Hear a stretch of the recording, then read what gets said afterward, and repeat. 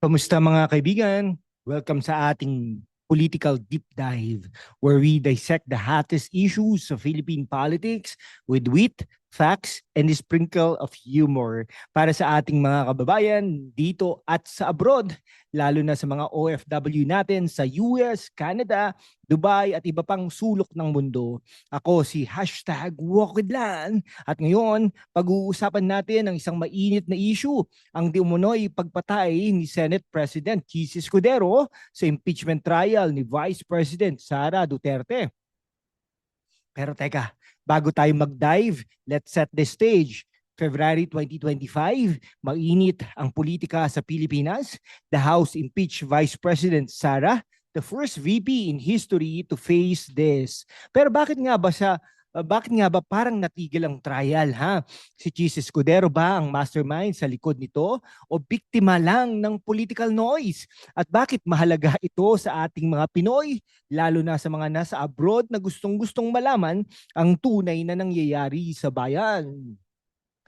This is a couple of minutes mga kaibigan, kaya grab your coffee, your pandesal, or your favorite adobo and let's unpack this. Pero bago tayo magsimula, hit that subscribe button, i-like ang video at i-comment ang inyong thoughts, lalo na kung nasa US, Canada, Dubai o Singapore kayo.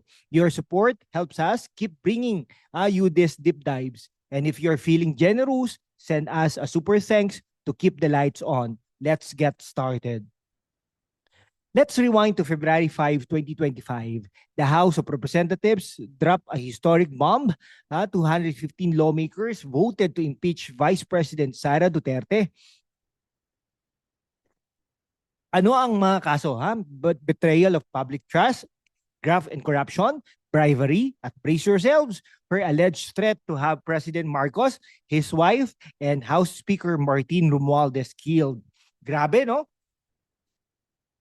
Parang teleserye, di ba? Pero let's be real, these are serious allegations. So what's the context? Si Sara, anak ng dating Pangulong Rodrigo Roa Duterte, at si Marcos, anak ng dating diktador, ran together noong 2022 under the UNI team. Pero pagkatapos ng eleksyon, nagkaroon ng lamat ang kanilang alyansa.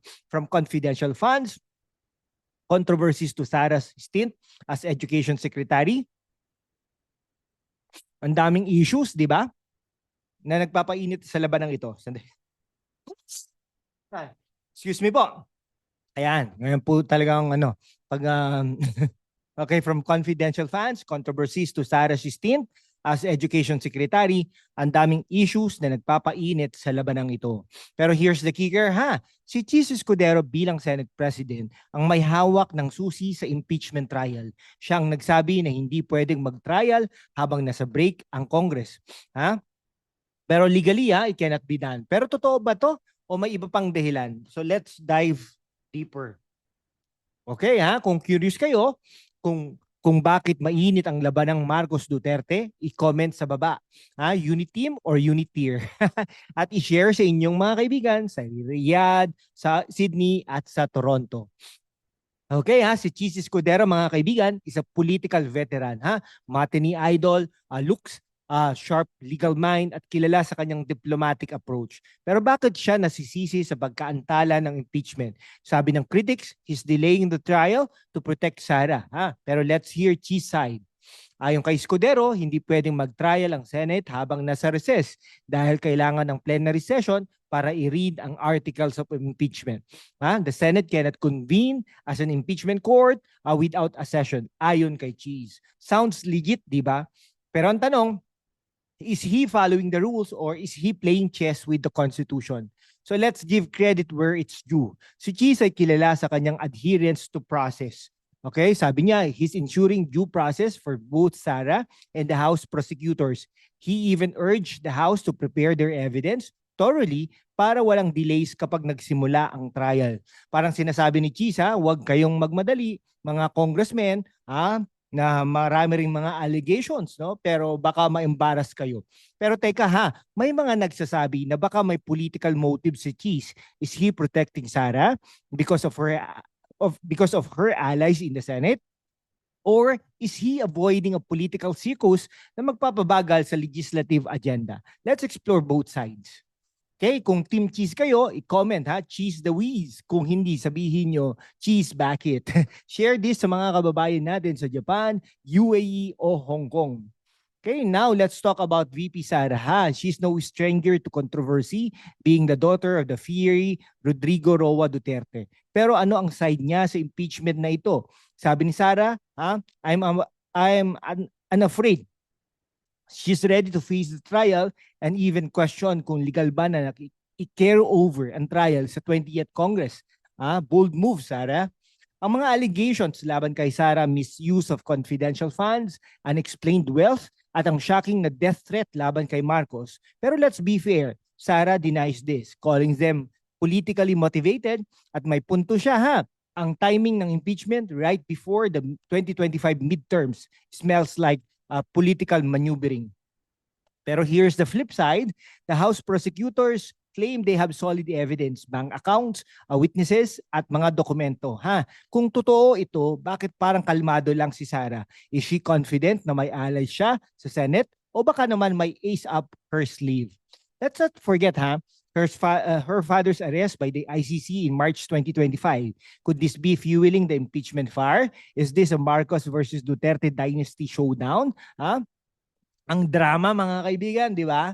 O, Team Sara ba kayo? I-comment. Sara strong. Kung hindi, sabihin nyo, Sara explain. I-share sa mga kaibigan sa Qatar, Australia, or Italy.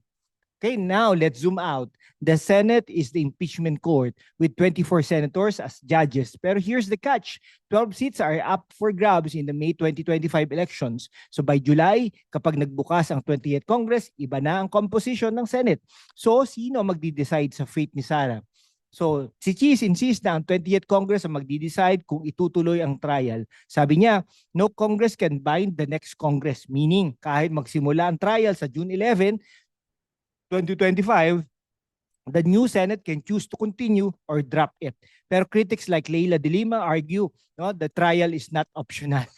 Eto, what do you expect pa kay Leila de Lima, di ba?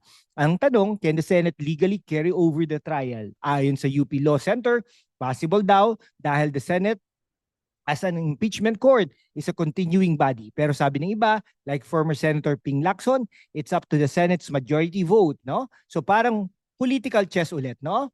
And let's not ignore the elephant in the room. 5 senators in the 20th Congress are Duterte allies. Bato de la Rosa, Bongo, Rodante Marcoleta, Amy Marcos, Camille Villar, plus Robin Padilla.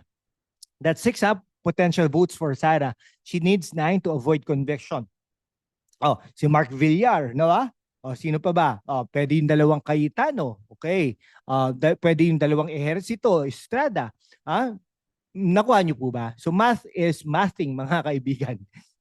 Ano ang tingin niyo, no, sa Senate's role? No? I-comment below at i-share sa mga kababayan sa New Zealand, Germany, or France. Okay, bakit mahalaga ang impeachment na ito sa mga OFW natin sa US, Canada, Dubai, Japan, at iba pang bansa? Simple, ang politikang ito affects the stability ng Pinas. Kapag nagkagulo sa gobyerno, the economy takes a hit, inflation rises, jobs get shaky, at ang remittances ninyo, no, na backbone ng economy, mas lalong kailangan. So globally, the Philippines is a key US ally. Ang impeachment ni Sara plus the ICC, arrest ng kanyang ama, could shift our foreign policy. Kung makonvict si Sara, it might weaken the Duterte dynasty, paving the way for Marcos allies.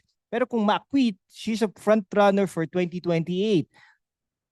That's a game changer for OFWs planning to return home. Athletes, no? Be real, let's be real. Ang political circus na ito is a distraction. Habang nag-aaway ang mga politiko, sino ang nagdurusa?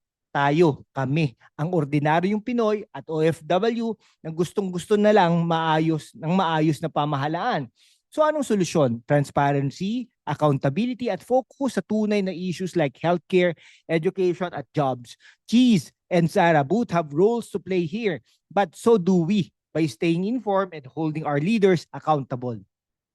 Kung OFW ka, i-comment ang city mo, Dubai, Toronto, o Tokyo, at sabihin mo kung paano naapektuhan ng politika ang buhay mo. I-share sa mga kaibigan mo sa Singapore, Saudi, o UK, at don't forget, please, the super thanks. Sa mga kaibigan natin, no, what we have learned. Si Chis Escudero, with his legal savvy, is navigating a political storm. He's not killing the impeachment trial. No? He's following rules, ensuring due process, and maybe, just maybe, avoiding a political circus.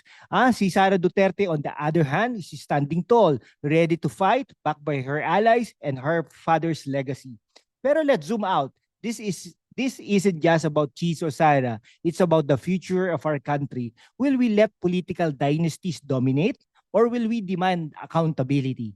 For our OFWs in Los Angeles, Dubai, Sydney, Toronto, at sa iba pang sulok ng mundo, this is your fight too. Your remittances, your sacrifices, they deserve a government that works for you. So here's my call to action. Subscribe to stay updated on Philippine politics. Like this video, comment your thoughts. Rather, Team Cheese, Team Sara, or Team Truth. Share this sa mga kaibigan mo sa Riyadh, Hong Kong, Queensland. And if you learned something today, send us a super thanks to keep this channel alive. Okay, salamat sa panonood mga kaibigan, ha? Okay. Let's keep this conversation going at sama-sama nating itaguyod ang bayan. Magkita-kita ulit tayo sa susunod na video. Ingat kayo, lalo na sa mga taga Dubai, Toronto at Sydney. Maraming salamat, guys.